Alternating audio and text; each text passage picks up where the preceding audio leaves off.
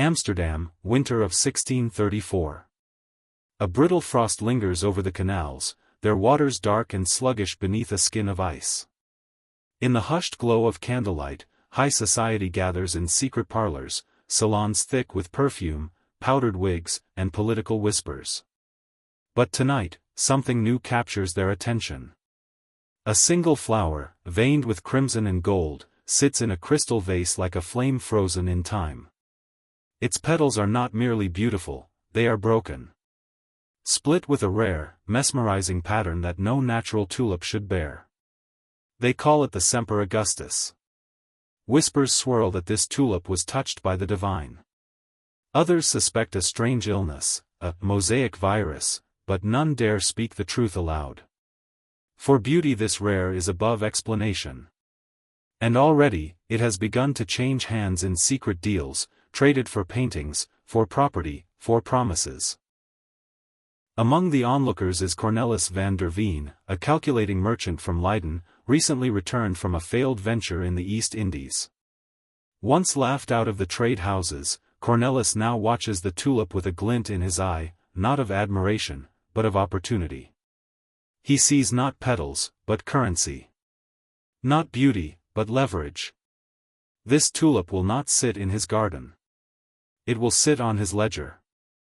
Meanwhile, in a modest apothecary shop in Haarlem, Elizabeth Voss, the daughter of a fallen botanist, fingers a faded sketch of the very same bloom.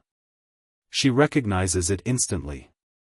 Years ago, her father cultivated that strain in secret, experimenting with diseased bulbs in pursuit of color no one else could reproduce. He died bankrupt, dismissed by the guilds as a fraud. But Elizabeth knows better.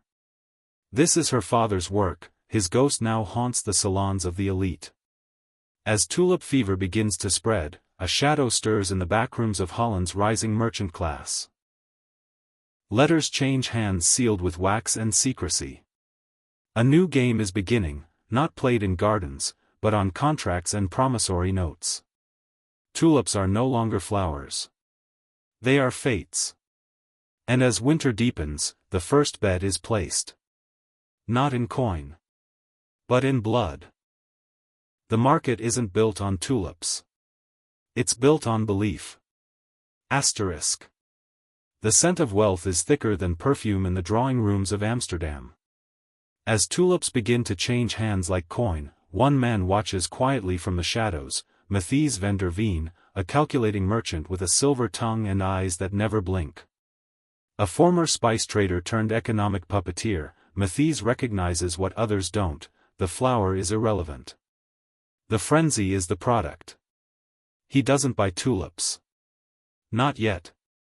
Instead, he begins selling promises. Futures. Contracts. The idea that tomorrow's bloom will be rarer, more beautiful, and more valuable than today's. A widowed noblewoman, Lady Helena Voss, entrusts her late husband's inheritance to Matthijs, charmed by his vision of an eternal bloom economy. Her son, Peter, a tulip botanist, warns her, the tulip's beauty comes from a disease, one that cannot be bred, only caught by chance. But Helena brushes him off. Your father feared change too, and he died with a vault full of stagnant coin. Elsewhere, Isaac Leaflang, a humble candlemaker, sells his family heirloom, a hand-carved Bible, to buy a single promissory note for a tulip he's never seen. He's told it's called the Crimson Widow, and that it bloomed only once in a nobleman's garden before vanishing. His wife is horrified. We need food, not fantasies.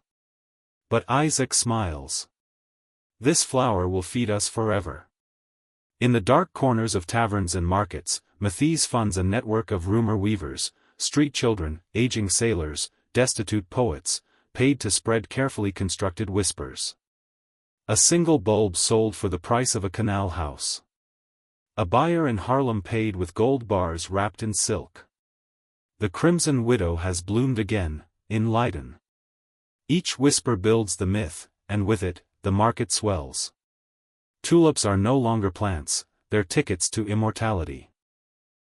Buyers fight over contracts that promise bulbs that don't yet exist.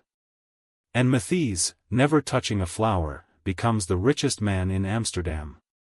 But just as Matthijs raises his glass to toast his success, he receives an anonymous note slipped under his door.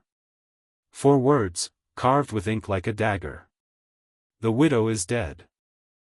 The city of Haarlem wakes to a new kind of fever.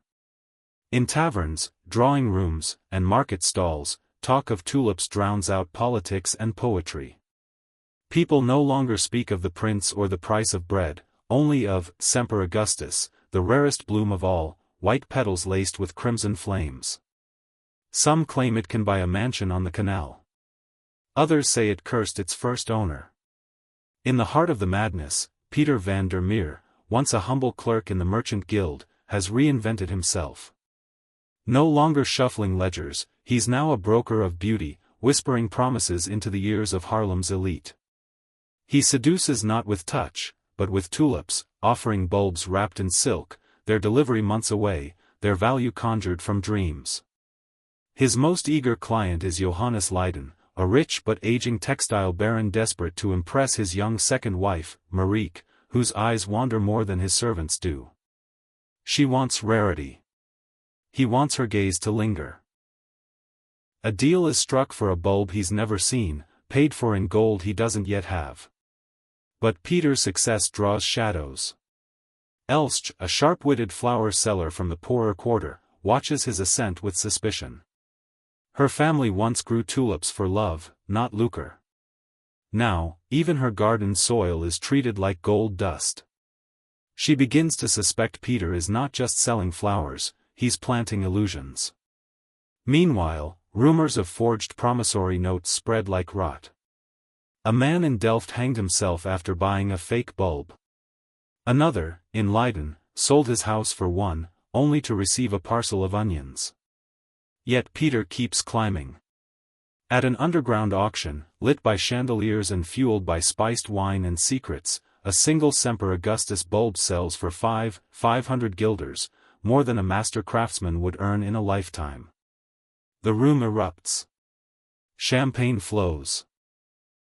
And in the back, a pale, trembling gardener named Willem, who once tended the very field where that bulb grew, watches his world turn to ash.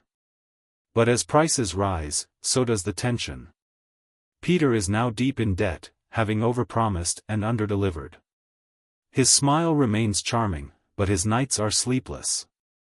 And behind closed doors, a nobleman with a ledger full of IOUs comes knocking, offering not a handshake, but a threat. The petals are brighter than ever, but beneath them, rot is setting in. The web tightens, and love becomes currency in the blooming marketplace. In the sweet-smelling air of Haarlem's merchant quarter, the tulip trade has become more than a marketplace, it's a theater of seduction, ambition, and betrayal. At its center stands Isaac Vos, whose modest tulip dealings have now spiraled into full-scale speculation. His nights are sleepless, counting promissory notes instead of coins. But Isaac's eyes are not only on bulbs. His heart is caught between Marit, the orphaned artist who first introduced him to the beauty of the broken tulip, and Saskia van Rijn, a wealthy widow whose connections could vault him into the ranks of Holland's elite, if he's willing to trade love for access. Meanwhile, in backroom taverns, contracts are signed on beer-stained tables, committing fortunes to flowers not yet dug from the soil. Bulbs are bought and sold a dozen times before ever touching a hand, and young apprentices are being paid in flower futures instead of florins. Marit begins to paint tulips for Isaac's sales ledgers, innocent sketches at first, but soon she notices something strange: the bulbs Isaac claims to own don't match the ones being sold. Suspicion blossoms. At the same time, Saskia reveals a secret: her late husband was one of the first to manipulate the flower markets, and she still holds his hidden ledgers. She offers Isaac a deal: become her partner in this shadow trade, and she'll make him untouchable. But Isaac, torn between rising power and buried affection, makes a reckless promise to both women. A promise that, once broken, will become the first crack in a much larger collapse. As the tulips bloom, so do the lies. And someone is about to get pricked. Wealth blooms, and so does corruption, until beauty becomes a weapon. Amsterdam, 1636. The tulip frenzy now infects every level of Dutch society. Servants become speculators. Fishermen trade boats for bulbs. Prostitutes accept tulip shares in place of coins. Even priests whisper prayers for rising petals in candlelit corners. Isaac Voss, now flush with phantom wealth, walks through salons as a man reborn. Draped in imported silks and sipping French wine, he's joined Saskia van Rijn as her full-fledged partner. The pair become notorious, dubbed the flower foxes by the press, their bulb dealing swelling with every forged contract and whispered auction. But Marit has not remained idle. Her discovery in Isaac's ledgers haunts her, and when she follows a trail of mismatched sales, she finds something deeper, a system of shadow inventories, where tulips are sold multiple times to different buyers, none of whom will ever receive a flower. Her art now shifts. She begins painting not tulips, but portraits of the deceived, a weaver, a widow, a butcher, all bankrupted by false trades. Her gallery becomes a shrine of the scammed, drawing murmurs of unrest from Haarlem's working class. Meanwhile, inside the merchant guilds, dissent is growing. Old traders warn of the velvet noose, how luxury blinds judgment, how wealth tied to nothing real is only a beautiful noose tightening around their throats. When Isaac proposes the sale of a single Semper Augustus bulb for 10 times the average citizen's yearly wage, he is cheered by the crowd, but Saskia frowns. "You've passed into myth," she tells him coldly. "And myths burn fastest." That night, Isaac finds a painting slipped under his door, one of Marit's works. It depicts a man made of petals, standing in flames, reaching for a tulip that withers as he touches it. He smiles bitterly, but a tremor runs through his hand. Somewhere, deep in the markets, the first petals begin to fall. When petals fade, promises become currency, and trust, the greatest gamble, asterisk. The tulip market has transformed beyond anything Amsterdam's oldest merchants could have imagined. The city buzzes not with the fragrance of flowers, but with the scratch of quills, the shuffle of papers, and the murmur of deals made on promises rather than bulbs. At the center of this whirlwind is Lena Vermeer, the apothecary's daughter turned reluctant heiress of a fortune she barely understands. Known now in hushed circles as the tulip widow, she bears the weight of a bouquet no longer tangible, contracts on bulbs that exist only on parchment, their value inflated by hope and whispered rumors. Her once promising fiancé, Matthijs van Dalen, has vanished without a trace on their wedding day, leaving Lena with not only a ring but a tangled web of debts, alliances, and dangerous secrets. Seizing the moment, Casper van Dalen, Matthijs' older brother and a man as ruthless as he is charming, approaches Lena with an offer cloaked in silk and steel, marriage and a chance to salvage the empire that Matthijs abandoned. Desperate, lonely, and cautious, Lena accepts, unaware that she is stepping into a labyrinth of deceit. Casper's court is a glittering facade, beneath it lie forged contracts, hidden ledgers, and a scheme that turns promise into poison. Meanwhile, the city's merchants no longer buy tulips but futures, contracts promising bulbs to be delivered months later, sold and resold, their ownership shifting faster than any flower can grow. In the crowded coffee houses, whispers grow louder. A trader who once boasted owning thousands of bulbs now hides from creditors. A clerk notices an unbalanced ledger, numbers that don't add up. And in the shadowed alleys, a poor gravedigger named Peter places a desperate bet. All he owns on a single futures contract, risking his family's fate on a promise as fragile as a petal. As the paper empire rises, so does the tension, for when a market is built on ink and illusion, the collapse can come with the sharpness of a thorn. When the first crack appears, a city's dreams begin to crumble, and revenge blooms, asterisk. The grand auction hall in Amsterdam pulses with feverish energy. Wealthy buyers clutch contracts and purses, eyes darting nervously as a rogue trader, Jan de Wit, stands accused of defaulting on a vast promissory note. Whispers ripple through the crowd, he can't pay. He's ruined. What if others follow? Panic spreads like wildfire. In the shadows, Annika, once a humble housemaid and now a celebrated courtesan in the syndicate's court, watches with cold satisfaction. Her loyalty to Caspar van Dalen has twisted into bitter vengeance after years of betrayal. Tonight, she delivers her masterstroke, a leather-bound ledger stolen from Caspar himself, revealing his deliberate manipulation of bulb prices and the syndicate's web of deceit. The scandal ignites riots across Amsterdam. Markets close. Traders shout accusations. The once glowing tulip trade turns toxic. In the heart of the chaos, Lena, caught between her duty to Caspar and her own crumbling ideals, stands accused by enraged creditors as the symbol of the tulip fraud. Her titles and contracts become worthless scraps of paper overnight. Peter, the gravedigger, now mad with loss and fueled by despair, roams the streets, muttering of flowers that bleed gold and debts that grow like weeds. Caspar van Dalen flees the city under cover of darkness, assuming a false identity to escape the fallout, but the syndicate's power begins to fracture from within, as former allies turn to rivals. Amidst the wreckage, Annika ascends, poised to seize control, but at what cost? When the petals fall, the roots of corruption are laid bare, and no one is safe. Lena Vermeer's world has crumbled. Branded the face of the tulip fraud, she is thrown into the cold, damp cells of Amsterdam's notorious prison. Behind the iron bars, she shares a cell with Peter, the gravedigger whose mind has slipped into madness. His mutterings are filled with wild prophecies, flowers bleeding gold, markets rotting from within, and the inevitable reckoning that no one can escape. Outside the prison walls, the city reels. Once bustling streets are now silent, save for the angry murmurs of merchants who have lost fortunes and families who have lost homes.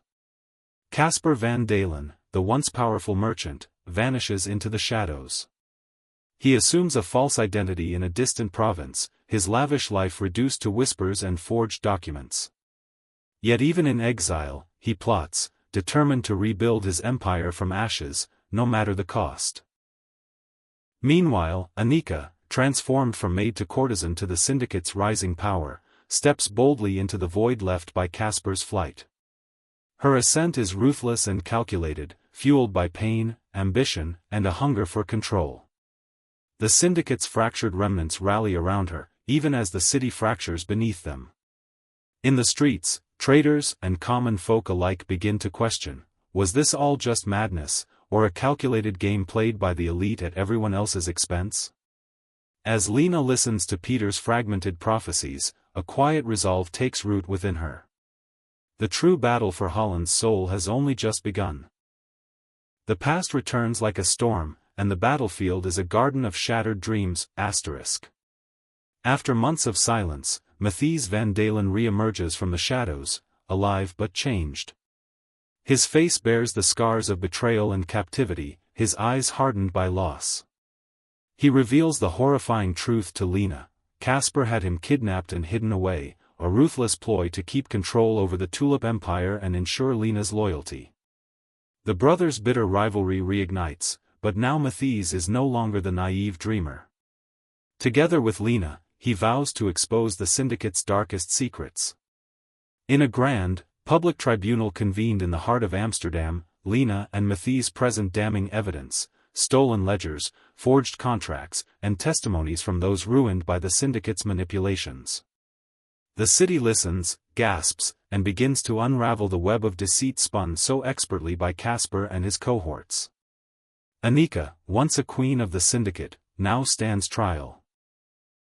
Her rise from servant to power has ended in disgrace. Her eyes, fierce and unrepentant, hold the weight of all she sacrificed, and all she lost. Meanwhile, the broken and mad Peter makes a final, desperate act. In a blaze that scorches the very earth, he sets fire to the tulip fields, destroying Holland's last rare bulbs. Flames lick the sky, petals turning to ash. As the city watches the smoke rise, the era of tulip mania comes crashing down, leaving behind ruin, regret, and a haunting question: how much was beauty worth when bought with lies? In the ashes of greed, a fragile hope blooms anew. Years have passed since the fiery end of the tulip frenzy. Amsterdam's grand canals still shimmer under the fading sunlight, but the whispers of wealth and ruin have quieted. Lena Vermeer returns to the overgrown gardens of her childhood home, now tangled with wild vines and forgotten blooms. In her hands, she carries a single, precious tulip bulb, the last surviving Semper Augustus, a symbol of everything that was lost and everything still possible. With deliberate care, she plants the bulb into the earth, whispering a promise not of fortune or fame, but of remembrance and truth. As seasons turn, the delicate flower pushes through the soil, fragile, striped, and radiant, a quiet rebellion against time and tragedy. A gentle voice, old as the wind and wise as the earth, narrates. In chasing beauty, they planted greed. In losing everything, we found truth. The petals fell, but the roots remain. Deep in the soil of our past. Waiting to bloom again.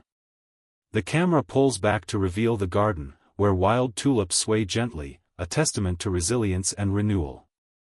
The story ends not with a crash, but a whisper, that even in ruin, hope can take root.